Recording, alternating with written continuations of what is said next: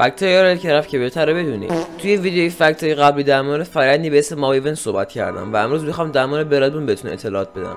برادبون یه فرآیند توی بازی که خیلی از ماب ایونت ها خطرناک‌تره. توی برادبون ماه سرخ میشه و تعداد اسپان ماپ‌ها توی این شب 4 برابر میشه. یه مه سرخ دور و براتون میگیره و ماپ‌ها هم میتونن از فاصله 2 بلاک شما اسپان شن که واقعا وحشتناکه. این به این معنیه که اگه جایی باشید که نور دورس حسابی نداشته باشه کارتون تمومه.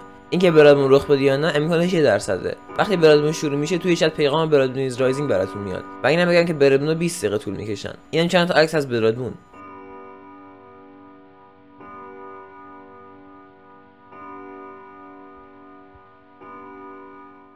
خب الان با خودتون میگید که ایوا یعنی اگه تو اون شب تخت نداشته باشم بدبخت میشم؟ که خب یه خبر خوب یا شاید یه خبر بد براتون دارم. توی برادبون نمیتونید بخوابید. اگر هر سوالی در مورد آرلکرافت داشتید توی کامنت بهم بگید و من سعی میکنم توی ویدیو بعدی به سوالاتون جواب بدم. سابسکرایب